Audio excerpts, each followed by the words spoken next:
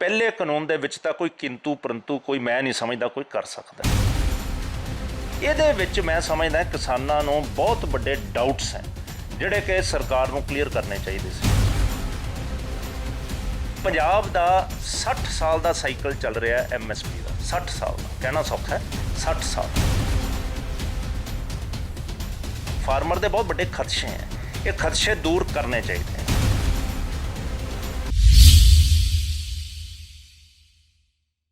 ਹੁਣ ਤਿੰਨ ਕਾਨੂੰਨਾਂ ਦਾ ਤੁਸੀਂ ਕਿਹਾ ਕਿ ਨੁਕਸਾਨ ਕੀ ਹੈ ਤਾਂ ਭਲਾ ਕੀ ਹੈ। ਪਹਿਲੇ ਕਾਨੂੰਨ ਦੇ ਵਿੱਚ ਤਾਂ ਜੀ ਸਿੱਧਾ ਤੇ ਸਿੱਧਾ ਕਿਸਾਨ ਦਾ ਭਲਾ ਹੈ ਕਿ ਕਿਸਾਨ ਦੇ ਉੱਤੇ ਜਿਹੜਾ ਬੰਦਿਸ਼ ਲਾਈ ਸੀ ਵੇਚਣ ਦੀ ਉਹ ਰੋਕ ਦਿੱਤੀ। ਉਹ ਕੀਮਤ ਰੋਕੂ ਕਾਨੂੰਨ ਸੀ, ਫਸਲ ਵੇਚਣ ਤੇ ਰੋਕ ਲਾਉਣ ਦਾ ਕਾਨੂੰਨ ਸੀ। 1970 ਦੇ ਵਿੱਚ ਜਦ 118-19 ਰੁਪਏ ਦਾ ਭਾਅ ਸੀ ਕਣਕ ਦਾ ਤੇ ਕਈ ਥਾਵਾਂ ਤੇ 250 ਤੱਕ ਭਾਅ ਸੀ। ਜਦ ਜਨਤਾ ਪਾਰਟੀ ਆਈ ਹੈ 1977 ਦਾ ਰਾਜ ਆਇਆ, ਉਸ ਸਮੇਂ ਤਕਰੀਬਨ 350 ਕਣਕ ਦਾ ਭਾਅ ਸੀਗਾ ਤੇ ਕਲਕੱਤਾ ਬੰਬਈ ਤੇ ਹੋਰ ਵੱਡੀਆਂ ਜਗ੍ਹਾ 'ਚ 450 450 ਦਾ ਸੀ, ਪਰ ਕਿਸਾਨ ਲਿਜਾ ਨਹੀਂ ਸੀ ਸਕਦਾ। ਹੁਣ ਕੀ ਹੈ ਕਿ ਹੁਣ ਉਹ ਕਿਸਾਨ ਜਿੱਥੇ ਮਰਜ਼ੀ ਲਿਜਾ ਸਕੂ। ਪਹਿਲੇ ਕਾਨੂੰਨ ਦੇ ਵਿੱਚ ਤਾਂ ਕੋਈ ਕਿੰਤੂ ਪਰੰਤੂ ਕੋਈ ਮੈਂ ਨਹੀਂ ਸਮਝਦਾ ਕੋਈ ਕਰ ਸਕਦਾ। ਹੁਣ ਆ ਗਏ ਦੋ ਕਾਨੂੰਨ, ਆਪਣਾ ਮਾਲ ਜਿਹਨੂੰ ਮਰਜ਼ੀ ਵੇਚਣ, ਪ੍ਰਾਈਵੇਟ ਮੰਡੀ 'ਚ ਵੇਚਣ ਜਾਂ ਨਾ ਵੇਚਣ, ਸਰਕਾਰੀ ਮੰਡੀ 'ਚ ਵੇਚਣ ਜਾਂ ਨਾ ਵੇਚਣ। ਦੂਜਾ ਕੰਟਰੈਕਟ ਫਾਰਮਿੰਗ ਦਾ ਕਾਨੂੰਨ, ਇਹਦੇ ਵਿੱਚ ਮੈਂ ਸਮਝਦਾ ਕਿਸਾਨਾਂ ਨੂੰ ਬਹੁਤ ਵੱਡੇ ਡਾਊਟਸ ਹੈ ਜਿਹੜੇ ਕਿ ਸਰਕਾਰ ਨੂੰ ਕਲੀਅਰ ਕਰਨੇ ਚਾਹੀਦੇ ਸੀ। ਡਾਊਟ ਕੀ ਹੈ? ਸਭ ਤੋਂ ਵੱਧ ਡਾਊਟ ਹੈਗੇ ਪੰਜਾਬ ਹਰਿਆਣਾ ਨੂੰ। ਇਸੇ ਕਰਕੇ ਐਜੀਟੇਸ਼ਨ ਪੰਜਾਬ ਹਰਿਆਣਾ 'ਚ ਹੈ, agitation rest of the country 'ਚ ਹੈ ਨਹੀਂ, ਐਵੇਂ ਨਾ ਮਾਤਰ ਹੈ, ਸਿੰਬੋਲਿਕ ਹੈ। ਪੰਜਾਬ 'ਚ ਸਭ ਤੋਂ ਵੱਧ ਹੈ।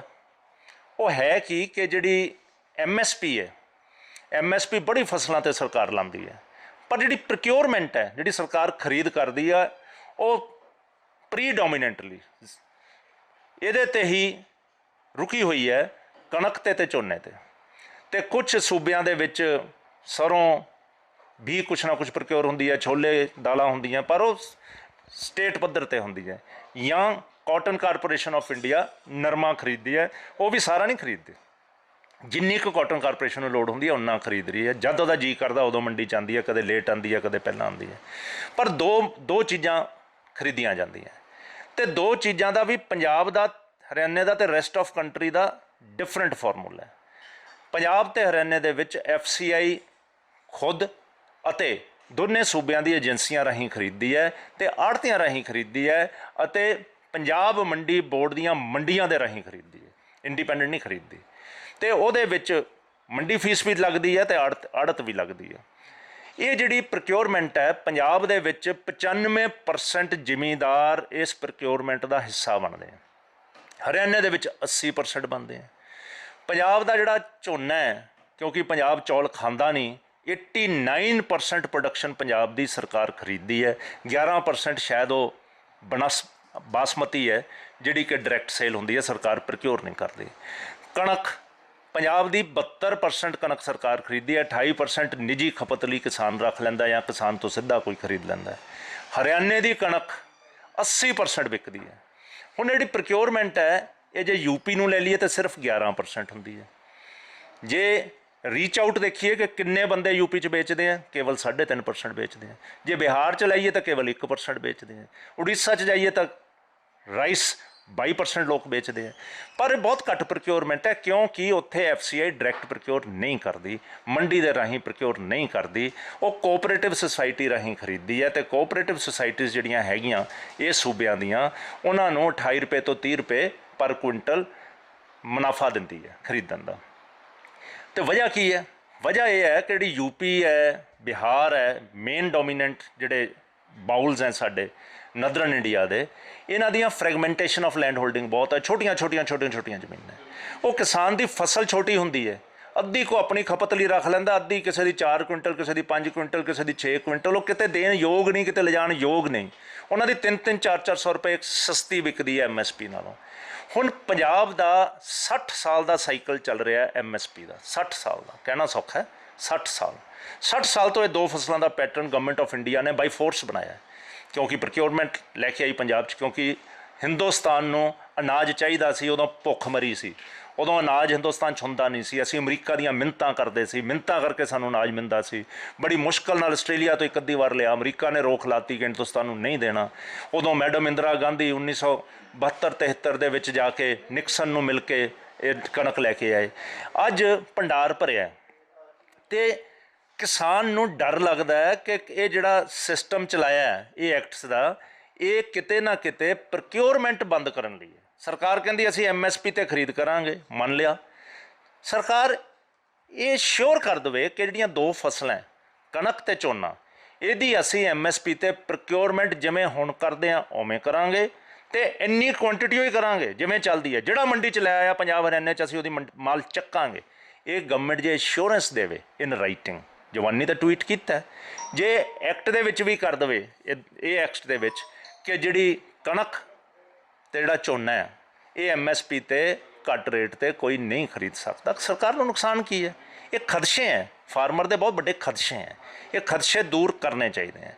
ਦੂਜੀ ਗੱਲ ਇਹ ਵੀ ਹੈ ਕਿ ਇਹ ਕਾਨੂੰਨ ਮੈਨੂੰ ਲੱਗਦਾ ਹੈ ਵੈਸਟ ਤੋਂ ਪ੍ਰਭਾਵਿਤ ਹੋ ਕੇ ਤੇ ਅਮਰੀਕਾ ਤੋਂ ਪ੍ਰਭਾਵਿਤ ਹੋ ਕੇ ਆਇਆ। ਉੱਥੇ ਬਹੁਤ ਪ੍ਰਾਈਵੇਟ ਮੰਡੀਆਂ, ਪ੍ਰਾਈਵੇਟ ਹੀ ਲੋਕ ਖਰੀਦਦੇ ਆ, ਪ੍ਰਾਈਵੇਟ ਵਿਕਦੇ ਆ। ਪਰ ਇੱਥੇ ਪ੍ਰੋਬਲਮ ਇਹ ਹੈ ਕਿ ਇੱਥੇ ਸਾਡੀ ਇਕਾਈ ਛੋਟੀ ਹੈ। ਪੰਜਾਬ ਦੇ ਤਾਂ ਹਾਲਾਤ ਇਹ ਹੈ ਕਿ 70% ਜ਼ਿਮੀਂਦਾਰ ਆਪ ਖੇਤੀ ਕਰਦਾ ਹੀ ਨਹੀਂ, ਠੇਕੇ ਤੇ ਦਿੰਦਾ। ਪੰਜਾਬ ਦੀ ਤਕਰੀਬਨ 60% 5 ਏਕੜ ਤੋਂ ਉੱਪਰ ਵਾਲੇ ਹੈ ਤੇ ਤਕਰੀਬਨ 40% ਜਿਹੜੇ 5 ਏਕੜ ਤੋਂ ਘੱਟ ਹੈ ਤੇ 2-2.5 ਏਕੜ ਵਾਲੇ ਤਕਰੀਬਨ 18-20% ਹੈ। ਤੇ ਉਹਨਾਂ ਦੀ ਇਕਾਈ ਇੰਨੀ ਛੋਟੀ ਹੈ, ਮੰਨ ਲਓ ਜੇ ਵੱਡੇ ਫਾਰਮਰ ਵੀ ਪੰਜਾਬ 'ਚ ਕੀ ਹੈ, ਬਹੁਤ ਨੈਗਲੀਜੇਬਲ ਹੋਣਗੇ ਜਿਹੜੇ 20-22 ਏਕੜ ਵਾਲੇ, ਨਹੀਂ ਤਾਂ 10-12 ਏਕੜ ਵਾਲੇ, 7 ਤੋਂ 10-12 ਵਾਲੇ। ਹੁਣ ਉਹ 7 ਤੋਂ 10-12 ਵਾਲਾ ਕਿੰਨੀ ਪ੍ਰਾਈਵੇਟ ਮਾਲ ਕਰ ਲਓ। ਮੰਨ ਲਓ ਇੱਕ ਪ੍ਰਾਈਵੇਟ ਪਰਚੇਜ਼ਰ ਨੂੰ ਆਲੂ ਹੀ ਚਾਹੀਦਾ ਜਾਂ ਉਹਨੂੰ ਗਾਜਰਾਂ ਚਾਹੀਦੀਆਂ ਜਾਂ ਉਹਨੂੰ ਖਾਸ ਕਿਸਮ ਦੀ ਕਨੋਲਾ ਚਾਹੀਦੀ ਹੈ, ਉਦਾਹਰਨ ਦੇ ਤੌਰ ਤੇ। ਉਹ 7 ਏਕੜ ਵਾਲਾ 5 ਏਕੜ ਵਾਲਾ ਕੀ ਦੇ ਦੂ ਉਹਨਾਂ ਨੂੰ? ਉਹਨਾਂ ਨੂੰ ਤਾਂ ਚਾਹੀਦੀ ਹੋਊਗੀ ਮਾਸ ਪ੍ਰੋਡਕਸ਼ਨ। ਜੇ ਮਾਸ ਪ੍ਰੋਡਕਸ਼ਨ ਚਾਹੀਦੀ ਹੈ ਤਾਂ ਉਹਨਾਂ ਨੂੰ ਵੀ ਵਿਚੋਲੀਆ ਲਿਆਉਣਾ ਪਊ ਜਿਹੜਾ ਖਰੀਦ ਕੇ ਇਕੱਠੀ ਕਰਕੇ ਦੇਊਗਾ। ਇਹ ਵਿਚੋਲੀਆ ਤਾਂ ਜਾਣਾ ਨਹੀਂ, ਵਿਚੋਲੀਆ ਤਾਂ ਰਹਿਣਾ ਹੀ ਰਹਿਣਾ। ਜਿਵੇਂ ਮੈਂ ਤੁਹਾਨੂੰ ਪਹਿਲਾਂ ਕਿਹਾ ਕਿ ਕਮਿਸ਼ਨ ਦੀ ਹੋ ਸਕਦਾ ਅੱਧੀ ਉੱਧਰ ਚਲੇ ਜਾਵੇ ਤਾਂ ਅੱਧੀ ਇੱਧਰ ਆ ਜਾਵੇ, ਇਹ ਵਿਚੋਲੀਆ ਰਹਿਣਾ ਹੀ ਰਹਿਣਾ। ਹੁਣ ਸਿਚੁਏਸ਼ਨ ਇਹ ਹੈ ਕਿ ਇਹਦੇ ਵਿੱਚ ਇੱਕ ਹੋਰ ਕਮੀ ਹੈ, ਉਹ ਇਹ ਹੈ ਕਿ ਜਿਹੜਾ ਡਰਾਫਟ ਐਗਰੀਮੈਂਟ ਹੈ ਨਾ ਕੰਟਰੈਕਟ ਫਾਰਮਿੰਗ ਦਾ, ਉਹ ਡਰਾਫਟ ਆਉਣਾ ਚਾਹੀਦਾ ਸੀ ਵਿੱਚ, ਜਿਹਦੇ ਵਿੱਚ ਫਾਰਮਰ ਦੇ ਹਿੱਤ ਸੇਵ ਹੋਣ। ਇਹ ਨਾ ਹੋਵੇ ਕਿ ਵੱਡੀਆਂ ਕੰਪਨੀਆਂ ਆਪਣੇ ਮਤਲਬ ਦੇ ਐਗਰੀਮੈਂਟਸ ਬਣਾ ਲੈਣ ਤੇ ਕਾਨੂੰਨ ਉਹਨਾਂ ਦੇ ਹੱਕ ਦੇ ਵਿੱਚ ਹੋਵੇ। ਕਿਸਾਨ ਵਿਚਾਰਾ ਭੋਲਾ ਜਿਹੜਾ ਐਗਰੀਮੈਂਟ ਉਹਨਾਂ ਦਾ ਛਪਿਆ ਹੋਇਆ ਉਹਦੇ ਤੇ ਉਹਦੇ ਅੰਗੂਠੇ ਲੱਗ ਜਾਣ। ਜੋ ਅੱਗੇ ਸ਼ਾਹੂਕਾਰ ਕਰਦੇ ਸੀ ਉਹ ਸ਼ਾਹੂਕਾਰਾਂ ਵਾਲਾ ਕੰਮ ਨਾ ਹੋਣ ਲੱਗ ਜਾਵੇ। ਇਹਦੇ ਤੋਂ ਬਚਤ ਲਈ ਇੱਕ ਤਾਂ ਡਰਾਫਟ ਐਗਰੀਮੈਂਟ ਜ਼ਰੂਰ ਚਾਹੀਦਾ, ਡਰਾਫਟ ਐਗਰੀਮੈਂਟ ਜ਼ਰੂਰ ਚਾਹੀਦਾ। ਮੈਂ ਇਹ ਵੀ ਸਮਝਦਾ ਕਿ ਹਾਂ ਪ੍ਰਾਈਵੇਟ ਇਨਵੈਸਟਮੈਂਟ ਆਉਣੀ ਚਾਹੀਦੀ ਹੈ। ਜੇ ਪ੍ਰਾਈਵੇਟ ਇਨਵੈਸਟਮੈਂਟ ਆਊਗੀ ਤਾਂ ਹੀ ਖੇਤੀ ਦੇ ਮੁੱਲ ਵਧਣਗੇ। ਪ੍ਰਾਈਵੇਟ ਇਨਵੈਸਟਮੈਂਟ ਖੇਤੀ ਦੇ ਵਿੱਚ 1% ਹੈ, 1% ਨਾਲ ਗੁਜ਼ਾਰਾ ਨਹੀਂ ਬਣਦਾ। ਹੁਣ ਕੀ ਹੈ ਕਿ ਸਾਡੇ ਜਿਹੜੇ ਪਦਾਰਥ ਹੈ, ਖੇਤੀ ਦੇ ਪਦਾਰਥ, ਕਣਕ ਨੂੰ ਝੋਨੇ ਨੂੰ ਪਿੱਛੇ ਛੱਡ ਦਈਏ, ਸਾਡੇ ਖੇਤੀ ਦੇ ਪਦਾਰਥ ਬਹੁਤ ਅਨੇਕਾਂ ਕਿਸਮ ਦੇ ਹੈ। ਸਾਡੇ ਫਲ ਅਨੇਕਾਂ ਕਿਸਮ ਦੇ ਹੈ, ਸਾਡੀ ਸਬਜ਼ੀਆਂ ਅਨੇਕਾਂ ਕਿਸਮ ਦੀਆਂ, ਸਾਡੇ ਫੁੱਲ ਹੋ ਸਕਦੇ ਹੈ, ਪਰ ਇਹ ਪਦਾਰਥਾਂ ਦੀ ਕੁਆਲਿਟੀ ਨਹੀਂ ਹੈ। ਸਾਡੇ ਪੰਜਾਬ ਦੇ ਵਿੱਚ ਮੰਨ ਲਓ ਹੁਣ ਕਿੰਨੂ ਹੁੰਦਾ, ਕਿੰਨੂ ਸਾਡਾ ਦਿੱਲੀ ਦੀ ਮਾਰਕੀਟ 'ਚ ਨਹੀਂ ਵਿਕਦਾ, ਸਾਡੇ ਛੋਟੇ ਮੰਡੀਆਂ 'ਚ ਵਿਕਦਾ, ਕਿਉਂਕਿ ਅਸੀਂ ਦਿੱਲੀ ਦੇ ਵਿੱਚ ਜਿਹੜੀ ਖਪਤ ਹੁੰਦੀ ਹੈ ਉਹ ਟੌਪ ਕਲਾਸ ਫਰੂਟ ਦੀ ਹੁੰਦੀ ਹੈ। ਅਸੀਂ ਟੌਪ ਕਲਾਸ ਫਰੂਟ ਦੀ ਪ੍ਰੋਡਕਸ਼ਨ ਨਹੀਂ ਕਰ ਪਾਉਂਦੇ ਕਿਉਂਕਿ ਸਾਡੇ ਕੋਲ ਐਕਸਪਰਟੀਜ਼ ਨਹੀਂ ਹੈ। ਸਾਨੂੰ ਜੇ ਉਹ ਐਕਸਪਰਟੀਜ਼ ਲਿਆਉਣੀ ਪਊਗੀ ਤਾਂ ਸਾਨੂੰ ਜਿਹੜਾ ਲੇਬਰ ਹੈ ਉਹ ਵੀ ਐਕਸਪਰਟ ਹੋਣੀ ਪੈਣੀ ਹੈ, ਕਿਉਂਕਿ ਫਿਰ ਕਿੰਨੂ ਨੂੰ ਪਹਿਲੇ ਦਿਨੋਂ ਜੇ ਕਿੰਨੂ ਲੱਗਦੇ ਹੈ ਉਹਨੂੰ ਇਹ ਵੀ ਦੇਖਣਾ ਕਿ ਫਲ ਜ਼ਿਆਦਾ ਤਾਂ ਨਹੀਂ ਪੈ ਗਿਆ, ਫਿਰ ਛੋਟਾ ਫਲ ਝਾੜਨਾ ਪੈਣਾ ਤਾਂ ਕਿ ਫਲ ਦਾ ਸਾਈਜ਼ ਵੀ ਵੱਡਾ ਹੋਵੇ। ਫਿਰ ਹਰ ਫਲ ਦੇ ਉੱਤੇ ਲਿਫਾਫੇ ਚਾੜ ਕੇ ਬਚਾਉਣੇ ਪੈਣੇ ਹੈ ਕਿ ਕੋਈ ਗੜੇ ਦੀ ਮਾਰ ਨਾ ਹੋ ਜਾਵੇ, ਨੇਰੀ ਚੱਲਦੇ ਆਪਸ 'ਚ ਖਹਿ ਕੇ ਜਾਂ ਕੰਢਿਆਂ ਨਾਲ ਖਹਿ ਕੇ ਉਹਨੂੰ ਝਰੀਟਾਂ ਨਾ ਲੱਗ ਜਾਣ। ਫਿਰ ਉਹਨੂੰ ਟਾਈਮਲੀ ਕਿਹੜੀ ਸਪਰੇਅ ਕਰਨੀ ਹੈ, ਉਹ ਸਪਰੇਅ ਤਾਂ ਨਹੀਂ ਕਰਨੀ ਜਿਹੜੀ ਖਾਣ ਲਈ ਨੁਕਸਾਨਮੰਦ ਹੋਵੇ, ਪਰ ਉਹ ਸਪਰੇਅ ਵੀ ਜ਼ਰੂਰੀ ਕਰਨੀ ਹੈ ਜਿਹੜਾ ਕੀਟਾਣੂ ਨਾਸ਼ ਨਾ ਕਰ ਜਾਵੇ। ਇਹ ਸਾਰੀਆਂ ਗੱਲਾਂ ਦੀ ਐਕਸਪਰਟੀਜ਼ ਤਾਂ ਹੋਊਗੀ ਜੇ ਪ੍ਰਾਈਵੇਟ ਪਲੇਅਰ ਆਊਗਾ। ਪ੍ਰਾਈਵੇਟ ਪਲੇਅਰ ਤੁਹਾਨੂੰ ਐਕਸਪਰਟੀਜ਼ ਵੀ ਦੇਊਗਾ, ਤੁਹਾਨੂੰ ਨੋ ਹਾਊ ਵੀ ਦੇਊਗਾ, ਤੁਹਾਨੂੰ ਸੀਡ ਵੀ ਦੇਊਗਾ, ਤੁਹਾਨੂੰ ਜਿਹਨੂੰ ਕਹਿੰਦੇ ਆ ਪੋਸਟ ਹਾਰਵੈਸਟਿੰਗ, ਵੱਢਣ ਦੇ ਬਾਅਦ ਫਸਲ ਸਾਂਭਣੀ ਕਿਵੇਂ ਹੈ ਉਹਦੀ ਵਿੱਦਿਆ ਵੀ ਤੁਹਾਨੂੰ ਦੇਊਗਾ, ਉਹਦੀ ਮਹਾਰਤ ਵੀ ਤੁਹਾਨੂੰ ਦੇਊਗਾ। ਇਹ ਤਾਂ ਮੰਨ ਇਹ ਹੈ ਤਾਂ ਦੋਨੇ ਪਾਸੇ ਗੱਲ, ਪਰ ਕਿਸਾਨਾਂ ਦੇ ਖਦਸ਼ੇ ਵੀ ਸਹੀ ਹੈ। ਕਿਸਾਨਾਂ ਦੇ ਖਦਸ਼ੇ ਗਲਤ ਨਹੀਂ ਹੈ। ਖਦਸ਼ੇ ਇਹ ਹੈ ਕਿ ਇਹਦੇ ਨਾਲ ਕਿਤੇ ਮਾਰ ਤਾਂ ਨਹੀਂ ਲਓਗੇ। ਸਭ ਤੋਂ ਵੱਡਾ ਖਦਸ਼ਾ ਹੈਗਾ ਕਿ ਜਿਹੜੀ ਇਸ ਸਰਕਾਰ ਨੇ ਪਿਛਲੀ ਵਾਰ ਆਉਂਦੇ ਸਾਰ ਸ਼ਾਂਤਾ ਕੁਮਾਰ ਕਮੇਟੀ ਬਿਠਾਈ, ਉਹਨਾਂ ਨੇ ਰਿਪੋਰਟ ਦਿੱਤੀ ਇਹਨਾਂ 'ਤੇ ਰਿਪੋਰਟ 'ਚ ਉਹਨਾਂ ਨੇ ਇਹ ਕਿਹਾ ਕਿ FCI ਨੂੰ ਆਪਣਾ ਕੰਮ ਘਟਾ ਲੈਣਾ ਚਾਹੀਦਾ। ਹੁਣ ਸੂਬਿਆਂ ਦੀਆਂ ਏਜੰਸੀਆਂ ਐਕਸਪਰਟ ਹੋ ਗਈਆਂ, ਪੰਜਾਬ ਹਰਿਆਣੇ ਦੀਆਂ, ਸਾਰੀ ਪ੍ਰੋਕਿਉਰਮੈਂਟ ਇਹ ਕਰਨ। ਪਰ ਜੇ ਸਾਰੀ ਪ੍ਰੋਕਿਉਰਮੈਂਟ ਉਹ ਕਰਨਗੇ ਤੇ ਉਹਦੇ ਬਾਅਦ ਜਿਹੜੀ ਪ੍ਰੋਕਿਉਰਡ ਫਸਲ ਹੈ ਉਹ ਸਿੱਧੀ ਉਹ ਸੂਬਿਆਂ ਨੂੰ ਦੇਣ ਜਿਹਨੂੰ ਲੋੜ ਆ, FCI ਦੇ ਥਰੂ ਰੂਟ ਨਹੀਂ ਹੋਊਗੀ। ਨਾਲ ਦੀ ਨਾਲ FCI ਨੂੰ ਸਰਪਲਸ ਫੂਡ ਆਊਗਾ, ਤੇ ਜਿਹੜਾ ਸਰਪਲਸ ਫੂਡ ਵੀ ਆ FCI ਆਪ ਨਾ ਰੱਖੇ, ਉਹ ਪ੍ਰਾਈਵੇਟ ਕੰਟਰੈਕਟਰਸ ਦੇ ਕੋਲ ਉਹਦੀ ਸਟੋਰੇਜ ਕਰਾਵੇ। ਦੇਖੋ ਗੱਲ ਤਾਂ ਅੱਛੀ ਲੱਗਦੀ ਹੈ ਕਿ ਸਟੋਰੇਜ ਹੋ ਜੂਗੀ, ਇਹ ਨੁਕਸਾਨ ਨਹੀਂ ਹੋਊਗਾ। ਜਿਹੜਾ ਨੁਕਸਾਨ ਅੱਜ FCI ਦਾ ਹੁੰਦਾ ਓਪਨ ਪਲਿੰਥਾਂ 'ਚ ਪਿਆ ਰਹਿੰਦਾ, ਸਾਈਲੋਸ ਬਣ ਜਾਣਗੇ, ਸਾਈਲੋਸ ਚਲੇ ਜੂ। ਪਰ ਕਿਤੇ ਇਹ ਤਾਂ ਨਹੀਂ ਕਿ ਹੌਲੀ ਹੌਲੀ FCI ਦਾ ਰੋਲ ਘਟ ਜਾਵੇ। ਇਹ ਅੱਜ ਜਿੰਨੀ ਪ੍ਰੋਕਿਉਰਮੈਂਟ ਕਰਦੇ ਆ ਉਹਦੀ ਪ੍ਰੋਕਿਉਰਮੈਂਟ ਨੂੰ ਘਟਾ ਕੇ ਕਿਤੇ 90 ਪੈਸੇ, ਫਿਰ 80 ਪੈਸੇ, ਫਿਰ 70 ਪੈਸੇ, ਫਿਰ 30 ਪੈਸੇ ਤੇ ਨਾ ਲੈ ਆਉਣ। ਫਿਰ ਦੂਜਾ ਖਦਸ਼ਾ ਇੱਕ ਹੋਰ ਲੱਗਦਾ। ਦੂਜਾ ਖਦਸ਼ਾ ਇਹ ਲੱਗਦਾ ਕਿ ਸਰਕਾਰ ਹੁਣ ਡਾਇਰੈਕਟ ਬੈਨੀਫਿਟ ਵੱਲ ਚੱਲੀ ਹੋਈ ਹੈ। ਅੱਜ ਤਾਂ ਤੁਸੀਂ PDS ਸਿਸਟਮ ਨਾਲ ਅੰਨ ਦਿੰਦੇ ਹੋ, ਕੱਲ੍ਹ ਨੂੰ ਤੁਸੀਂ PDS ਸਿਸਟਮ ਤੋਂ ਅੰਨ ਦੇਣਾ ਬੰਦ ਕਰ ਦਿਓ ਤੇ ਤੁਸੀਂ ਕਹੋ ਅਸੀਂ ਤਾਂ ਫੂਡ ਕੂਪਨ ਦੇਵਾਂਗੇ ਜਾਂ ਬੈਂਕ 'ਚ ਸਿੱਧੇ ਪੈਸੇ ਭੇਜ ਦਾਂਗੇ, ਕਿ ਨਹੀਂ ਤਾਂ ਵਿਚੌਲੀਏ ਵਿੱਚ ਖਾ ਜਾਂਦੇ ਆ। ਜੇ ਸਰਕਾਰ ਨੇ ਉਹ ਸ਼ੁਰੂ ਕਰ ਲਿਆ ਫਿਰ ਸਰਕਾਰ ਨੂੰ ਅੰਨ ਦੀ ਲੋੜ ਨਹੀਂ ਰਹੂਗੀ, ਨਾ ਚੌਲ ਦੀ ਲੋੜ ਰਹੂਗੀ, ਨਾ ਕਣਕ ਦੀ ਲੋੜ ਰਹੂਗੀ। ਫਿਰ ਪ੍ਰੋਕਿਉਰਮੈਂਟ ਬੰਦ ਹੋ ਜਾਊਗੀ। ਇਹ ਖਦਸ਼ੇ ਕੌਣ ਦੂਰ ਕਰੂਗਾ? ਇਹ ਸਰਕਾਰ ਨੇ ਦੂਰ ਕਰਨੇ ਹੈ। ਇਹੀ ਫੀਅਰ ਦੇ ਵਿੱਚ ਫਾਰਮਰ ਸੜਕਾਂ 'ਤੇ ਹੈ। ਫਾਰਮਰ ਨੂੰ ਸੁਣਨ 'ਚ ਨੁਕਸਾਨ ਕੀ ਹੈ? ਫਾਰਮਰ ਦੇਖੋ, ਤੁਸੀਂ ਸਟੇਕ ਹੋਲਡਰ ਹੈ, ਜਿਹੜਾ ਫਾਰਮਰ ਹੈ, ਬਹੁਤ ਅੱਛੀ ਗੱਲ ਹੈ। ਤੁਸੀਂ ਕਹਿੰਦੇ ਹੋ ਕਿ ਫਾਰਮਰ ਦੀ ਇਨਕਮ ਦੁੱਗਣੀ ਕਰਨੇ ਚਾਹੁੰਦੇ ਆ, ਫਾਰਮਰ ਦੀ ਇਨਕਮ ਵਧਾਉਣ ਲਈ ਕਾਨੂੰਨ ਲਿਆਏ, ਅਸੀਂ ਮੰਨ ਲੈਂਦੇ ਹਾਂ ਤੁਹਾਡੀ ਗੱਲ। ਪਰ ਫਾਰਮਰ ਨੂੰ ਕਨਵਿੰਸ ਤਾਂ ਕਰਾਓ, ਫਾਰਮਰ ਨੂੰ ਯਕੀਨ ਤਾਂ ਦਿਵਾਓ। ਫਾਰਮਰ ਦੇ ਨਾਲ ਬੈਠ ਕੇ ਉਹਨੂੰ ਜਿਹੜੀ ਵਹਿਮ ਤੁਹਾਡੇ 'ਚ ਹੈ, ਉਹਨੂੰ ਜਿਹੜੇ ਨੁਕਸ ਨਜ਼ਰ ਆਉਂਦੇ ਹੈ, ਜਾਂ ਤਾਂ ਉਹਨੂੰ ਕਨਵਿੰਸ ਕਰ ਦਿਓ ਜਾਂ ਉਹਦੀ ਗੱਲ 'ਤੇ ਤੁਸੀਂ ਕਨਵਿੰਸ ਹੋ ਜਾਓ ਅਤੇ ਸੋਧ ਲੈ ਕੇ ਆਓ। ਇਹ ਜਿਸ ਤਰੀਕੇ ਦੇ ਨਾਲ ਕਾਨੂੰਨ ਆਏ ਹੈ, ਜਿਸ ਤਰੀਕੇ ਦੇ ਨਾਲ ਕਾਹਲੀ 'ਚ ਕਾਨੂੰਨ ਪਾਸ ਹੋਏ ਹੈ, ਇਹ ਇਸ ਦੇਸ਼ ਦੇ ਭਵਿੱਖ ਲਈ ਅੱਛਾ ਨਹੀਂ। ਇਸ ਦੇਸ਼ ਦੇ ਜਿਹੜਾ ਸਮਾਜ ਦੇ ਵਿੱਚ ਪੈਂਡੈਮਿਕ ਦੇ ਚੱਲਦੇ ਕਿਸਾਨ ਸੜਕਾਂ 'ਤੇ ਬੈਠਾ ਹੈ, ਇਹ ਕੋਈ ਬਹੁਤੀ ਸ਼ੋਭਾ ਦੇਣ ਵਾਲੀ ਗੱਲ ਨਹੀਂ ਹੈ। ਅਤੇ ਦੂਜੇ ਪਾਸੇ ਠੀਕ ਹੈ ਨਾ, ਭੜਕਾਇਆ ਵੀ ਬਹੁਤ ਹੈ। ਹੁਣ ਕੈਪਟਨ ਸਾਹਿਬ ਨੂੰ ਮੈਂ ਪੁੱਛਾਂ ਕਿ ਕੈਪਟਨ ਸਾਹਿਬ, ਅਸੀਂ ਕਿਸਾਨ ਪੱਖੀ ਗੱਲ ਕਰਦੇ ਹੋ, ਸੈਂਟਰ ਨੂੰ ਵੀ ਪੁੱਛਦਾ ਕਿ ਤੁਸੀਂ ਅੱਜ ਡੀਜ਼ਲ ਹੈ, ਡੀਜ਼ਲ ਦੇ ਭਾਅ ਇੰਟਰਨੈਸ਼ਨਲ ਡਿੱਗ ਗਏ, ਤੁਸੀਂ ਟੈਕਸ ਵਧਾ ਲਏ ਦੋਨਾਂ ਨੇ। ਸੂਬੇ ਨੇ ਵੈਟ ਵਧਾ ਲਿਆ, ਸੈਂਟਰ ਨੇ ਐਕਸਾਈਜ਼ ਵਧਾ ਲਈ।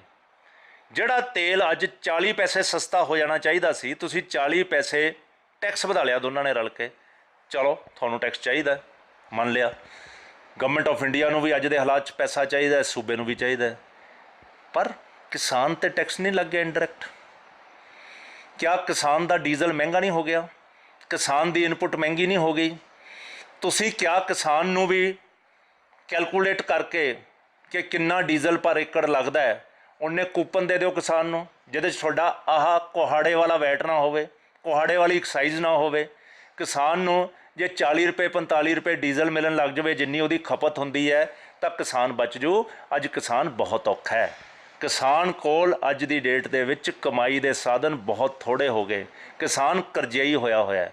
ਪੰਜਾਬ ਦਾ ਕਿਸਾਨ, ਹਰ ਇੱਕ ਕਿਸਾਨ 'ਤੇ 1,29,000 ਦਾ ਕਰਜ਼ਾ ਹੈ। ਹਿੰਦੁਸਤਾਨ 'ਚ ਜਿਹਦੀ ਔਸਤਨ 32 ਹੈ, 32,000। ਇਹ ਪੰਜਾਬ ਦੇ ਕਿਸਾਨ ਦਾ ਹਾਲ ਹੈ। ਪੰਜਾਬ ਦਾ ਕਿਸਾਨ ਬਹੁਤ ਔਖੇ ਹਾਲਾਤ 'ਚ ਹੈ। ਪੰਜਾਬ ਦੇ ਕਿਸਾਨ ਦੀ ਕਿਸਾਨੀ ਉੱਜੜਦੀ ਜਾ ਰਹੀ ਹੈ। ਪੰਜਾਬ ਦਾ ਕਿਸਾਨ ਕੋਈ ਇਹੋ ਜਿਹਾ ਨਹੀਂ ਜਿਹੜਾ ਕਰਜ਼ੇ 'ਚ ਨਾ ਹੋਵੇ। ਕੱਲਾ ਆੜ੍ਹਤੀਏ ਦਾ ਕਰਜ਼ਾ ਨਹੀਂ ਹੈ। ਜਿਹੜੀਆਂ ਲਿਮਿਟਸ ਬੈਂਕਾਂ ਨੇ ਦਿੱਤੀਆਂ, ਉਹ ਲਿਮਿਟਸ ਘੁਮਾਉਂਦਾ ਹੈ ਵਿਚਾਰਾ। ਕਿਸਾਨ ਬਹੁਤ ਔਖਾ ਹੈ। ਤੁਸੀਂ ਅੰਦਾਜ਼ਾ ਲਾਓ, 30-35 ਹਜ਼ਾਰ ਰੁਪਏ ਕਿੱਲੇ ਦੀ ਜੇ ਕਮਾਈ ਹੋਵੇ, ਔਸਤਨ 4-5 ਕਿੱਲੇ ਹੈ, 2 ਲੱਖ ਰੁਪਇਆ ਸਾਲ ਦੇ ਵਿੱਚ ਕਿੱਦਾਂ ਗੁਜ਼ਾਰਾ ਹੋ ਸਕਦਾ ਹੈ? ਟਰੈਕਟਰ ਕਿਵੇਂ ਮੇਨਟੇਨ ਹੋ ਸਕਦੇ ਆ? ਪੰਜਾਬ ਦੀ ਜਿਹੜੀ ਇਕਾਈ ਹੈ ਬਹੁਤ ਛੋਟੀ ਹੈ ਖੇਤ ਦੀ। ਪੰਜਾਬ ਦੇ ਵਿੱਚ 16-17 ਏਕੜਾਂ ਪਿੱਛੇ ਇੱਕ ਟਰੈਕਟਰ ਹੈ, ਜਦ ਕਿ ਇੱਕ ਟਰੈਕਟਰ 50 ਏਕੜ ਨੂੰ ਸੰਭਾਲ ਸਕਦਾ ਹੈ। ਮਸ਼ੀਨਰੀ ਸਰਪਲਸ ਹੈ। ਪੂਰੇ ਇੰਡੀਆ ਦੇ ਵਿੱਚ 150 ਏਕੜ ਮਗਰ ਇੱਕ ਟਰੈਕਟਰ ਹੈ, ਪੂਰੇ ਇੰਡੀਆ 'ਚ, ਰੈਸਟ ਆਫ ਇੰਡੀਆ 'ਚ। ਪੰਜਾਬ ਦਾ ਕਿਸਾਨ ਮਸ਼ੀਨਰੀ ਦੇ ਦਬਾਅ ਥੱਲੇ ਹੈ। ਪੰਜਾਬ ਦਾ ਕਿਸਾਨ ਸਮਾਜ ਦੇ ਥੱਲੇ ਹੈ, ਕਿਉਂਕਿ ਪੰਜਾਬ ਦਾ ਸਮਾਜ ਉਹਨੂੰ ਵਿਚਰਨਾ ਪੈਂਦਾ, ਸਮਾਜ ਦੇ ਵਿੱਚ ਉਹਨੂੰ ਸਮਾਜਿਕ ਜ਼ਿੰਮੇਵਾਰੀਆਂ ਨਿਭਾਉਣੀਆਂ ਪੈਂਦੀਆਂ। ਪੰਜਾਬ ਦਾ ਕਿਸਾਨ ਬਹੁਤ ਔਖੇ ਸਮੇਂ 'ਚ ਹੈ। ਇਹਨੂੰ ਬਚਾਉਣ ਲਈ ਸੰਵਿਧਾਨ ਚਾਹੀਦਾ ਹੈ ਅਤੇ ਪੰਜਾਬ ਦੀ ਕਿਸਾਨੀ ਖਤਰੇ 'ਚ ਹੈ। ਪੰਜਾਬ ਦਾ ਪਾਣੀ ਬਹੁਤ ਥੱਲੇ ਚਲੇ ਗਿਆ। ਆਉਣ ਵਾਲਾ ਸਮਾਂ ਤਾਂ ਇਹ ਵੀ ਖਤਰੇ ਵਾਲਾ, ਜਿਹਦੇ ਵੱਲ ਕੋਈ ਝਾਕਦਾ ਵੀ ਨਹੀਂ, ਕਿ 20 ਸਾਲ ਦੇ ਬਾਅਦ ਪੰਜਾਬ ਦੇ ਖੇਤ ਬੰਜਰ ਹੋਣ 'ਤੇ ਆ ਜਾਣਗੇ। ਇਹ ਪ੍ਰਤੱਖ ਹੈ। ਇਹ ਗੱਲ ਮੈਂ ਡਰਾਉਣ ਲਈ ਨਹੀਂ ਕਹਿ ਰਿਹਾ, ਇਹ ਪ੍ਰਤੱਖ ਹੈ ਕਿ 20 ਸਾਲ ਦੇ ਬਾਅਦ ਪੰਜਾਬ ਦੇ ਖੇਤ ਬੰਜਰ ਤੁਹਾਨੂੰ ਨਜ਼ਰ ਆਉਣ ਲੱਗ ਜਾਣਗੇ, ਪਾਣੀ ਸੁੱਕ ਜਾਣਗੇ। ਕਿੰਨੀ ਦੇਰ ਤੱਕ ਅਸੀਂ 200 ਫੁੱਟ 300 ਫੁੱਟ 500 ਫੁੱਟ ਤੋਂ ਪਾਣੀ ਕੱਢੀ ਚੱਲਾਂਗੇ? ਉਹਦਾ ਅੰਤ ਹੈ। ਪਹਿਲਾ ਪੱਤਨ ਮੁੱਕ ਗਿਆ, ਦੂਜਾ ਪੱਤਨ ਮੁੱਕ ਗਿਆ, ਹੁਣ ਅਸੀਂ ਤੀਜੇ ਪੱਤਨ 'ਚ ਵੜ ਗਏ ਹਾਂ। ਜਿਹੜਾ ਅਰਬਾਂ ਖਰਬਾਂ ਸਾਲ ਵਾਲਾ ਪਾਣੀ ਪਿਆ ਸੀ, ਅਸੀਂ ਹੁਣ ਉਹਨੂੰ ਬਾਹਰ ਕੱਢਣ ਲੱਗ ਗਏ ਹਾਂ। ਅਸੀਂ ਝੋਨੇ ਦੀ ਖੇਤੀ ਨੂੰ ਬਦਲ ਦੇਣਾ ਚਾਹੀਦਾ ਹੈ। ਉਹਨੂੰ ਪੰਜਾਬ ਦੀ ਜ਼ਮੀਨ ਹੈ ਜਿਹੜੀ ਉਹ ਕਮਜ਼ੋਰ ਹੋ ਗਈ ਹੈ, ਉਹਦੀ ਸ਼ਕਤੀ ਨਹੀਂ ਹੈ। ਅੱਜ ਜਿਹੜੀ ਪੰਜਾਬ ਦੇ ਵਿੱਚ ਕਿਸੇ ਸਮੇਂ 22 23 24 ਕੁਇੰਟਲ ਕਣਕ ਹੁੰਦੀ ਸੀ, ਅੱਜ 13 14 15 ਆ ਗਈ, ਵੱਧ ਤੋਂ ਵੱਧ 18। ਪੰਜਾਬ 'ਚ ਇੱਥੇ 35 ਤੋਂ 40 ਕੁਇੰਟਲ ਝੋਨਾ ਹੁੰਦਾ ਸੀ, ਅੱਜ 27 28 29 ਕੁਇੰਟਲ ਤੇ ਆ ਗਿਆ। ਇਹ ਸਮਝਣਾ ਚਾਹੀਦਾ ਹੈ ਜਿਹੜੀ ਬਦਲ ਵਾਲੀ ਫਸਲ ਹੈ ਉਹਦੀ ਪ੍ਰੋਕਿਉਰਮੈਂਟ ਤੇ MSP ਗਵਰਨਮੈਂਟ ਆਫ ਇੰਡੀਆ ਨੂੰ ਲਾਣੀ ਚਾਹੀਦੀ ਹੈ। ਇਹ ਇਸ਼ੂਜ਼ ਹੈ, ਇਸ ਇਸ਼ੂਜ਼ ਤੇ ਬੋਲਣ ਦੀ ਲੋੜ ਹੈ। ਅੱਜ ਕਿਸਾਨ ਵੀ ਅੱਜ ਡਾਇਰੈਕਸ਼ਨਲੈਸ ਹੈ, ਉਹਨੂੰ ਡਾਇਰੈਕਸ਼ਨ ਦੇਣ ਦੀ ਲੋੜ ਹੈ।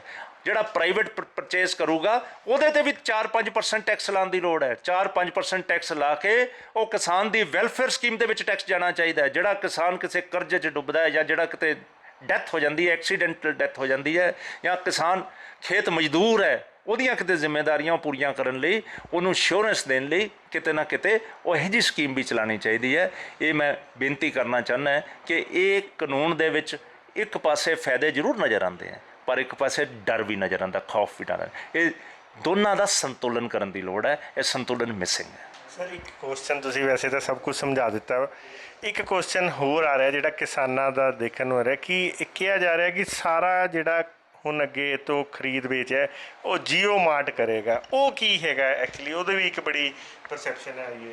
ਇਹ ਕਿਸੇ ਨੂੰ ਸੁਪਨਾ ਆਇਆ ਲੱਗਦਾ, ਮੈਨੂੰ ਤਾਂ ਪਤਾ ਨਹੀਂ। ਮਤਲਬ ਕਿਸੇ ਵੀ ਤਰੀਕੇ ਦੀ ਕੋਈ ਖਰੀਦ ਵੇਚ ਲਈ, ਇਹ ਨਹੀਂ ਹੈ ਕਿ ਕੋਈ ਇੱਕ ਕੰਪਨੀ ਨੂੰ ਆਧਾਰਿਤ ਕਰ ਦਿੱਤਾ ਗਿਆ ਜੀਓ ਮਾਰਟ ਵਰਗੀ ਕਿਸੇ ਵੀ ਕੰਪਨੀ ਨੂੰ। ਕਿਉਂਕਿ ਦੇਖਿਆ ਜਾਏ ਕੱਲ੍ਹ ਕਿਸਾਨਾਂ ਨੇ ਰਿਲਾਇੰਸ ਦੇ ਪੈਟਰੋਲ ਪੰਪ 'ਤੇ ਰੋਕ ਕੇ ਕਿਹਾ ਜੀ ਇਹ ਰਿਲਾਇੰਸ ਕਰਾ ਰਿਹਾ ਜੀ, ਸਭ ਕੁਝ ਕਰਾ ਰਿਹਾ। ਇਹ ਇੱਦਾਂ ਦੀਆਂ ਕੀ ਗੱਲਾਂ ਹੈ?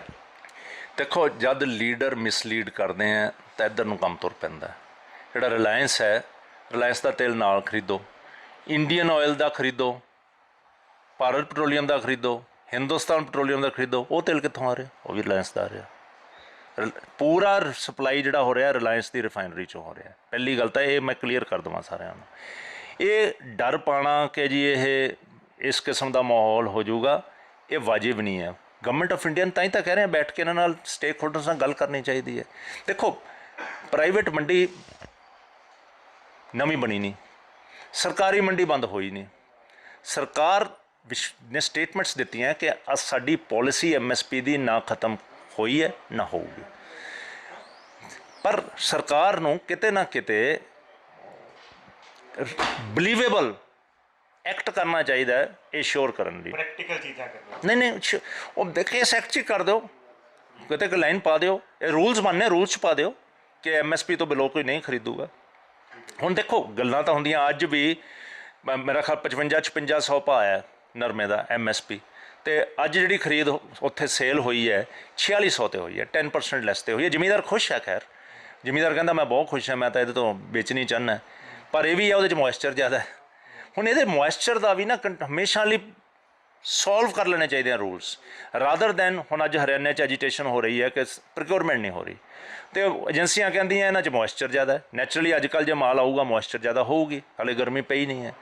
ਉਹ ਮੋਇਸਚਰ ਨੂੰ ਚੈੱਕ ਕਰ ਲੈਣ, ਉਹਨਾਂ ਨੂੰ ਮੀਟਰਸ ਦੇ ਦੇਣ। ਫਾਰਮਰ ਆਪਣਾ ਪ੍ਰੋਡਿਊਸ ਖੇਤ ਤੋਂ ਲਿਆਉਣ ਤੋਂ ਪਹਿਲਾਂ ਮੋਇਸਚਰ ਚੈੱਕ ਕਰ ਲਵੇ ਕਿ ਕਿੰਨਾ ਮੋਇਸਚਰ ਹੈ। ਇਹਦਾ ਕੋਈ ਹੱਲ ਜ਼ਰੂਰ ਕਰਨਾ ਚਾਹੀਦਾ। ਅਤੇ ਇਹ ਮੈਂ ਨਹੀਂ ਸਮਝਦਾ ਕਿ ਇਸ ਕਿਸਮ ਦਾ ਕੋਈ ਇਸ ਲਾਅ ਦੇ ਵਿੱਚ ਪ੍ਰੋਵੀਜ਼ਨ ਹੈ ਕਿ ਆਹ ਕੰਪਨੀ ਖਰੀਦ ਲੂ ਜਾਂ ਉਹ ਕੰਪਨੀ ਖਰੀਦ ਲਓ। ਦੇਖੋ, ਆਲਰੇਡੀ ਪ੍ਰਾਈਵੇਟ ਪ੍ਰੋਕਿਉਰਮੈਂਟ ਹੋ ਰਹੀ ਹੈ ਪੰਜਾਬ 'ਚ, ਪੂਰੇ ਹਿੰਦੁਸਤਾਨ 'ਚ ਹੋ ਰਹੀ ਹੈ। ਤੁਹਾਡਾ ਸਰੋਂ ਕੌਣ ਖਰੀਦਦਾ? ਸਰਕਾਰ ਤਾਂ ਖਰੀਦਦੀ ਨਹੀਂ। ਤੁਹਾਡੀ ਮੱਕੀ ਕੌਣ ਖਰੀਦਦੀ ਹੈ? ਸਰਕਾਰ ਤਾਂ ਖਰੀਦਦੀ ਨਹੀਂ। ਤੁਹਾਡਾ ਨਰਮਾ ਕੌਣ ਖਰੀਦਦਾ? ਸਰਕਾਰ ਬਹੁਤ ਘੱਟ ਖਰੀਦਦੀ ਹੈ। ਤੁਹਾਡੀਆਂ ਦਾਲਾਂ ਕੌਣ ਖਰੀਦਦਾ? ਸਬਜ਼ੀ ਮੰਡੀ 'ਚ ਸਬਜ਼ੀ ਕੌਣ ਖਰੀਦਦਾ? ਤੁਹਾਡੇ ਫਲ ਕੌਣ ਖਰੀਦਦਾ? ਕੌਣ ਖਰੀਦਦਾ ਆਖਰ? ਤੁਹਾਡੇ ਆਲੂ ਜ਼ਿਆਦਾਤਰ ਕੌਣ ਖਰੀਦਦਾ? ਆਲੂ ਵੀ ਮੰਡੀ 'ਚ ਬਹੁਤ ਘੱਟ ਆਉਂਦਾ, ਜ਼ਿਆਦਾਤਰ ਕੌਣ ਖਰੀਦਦਾ?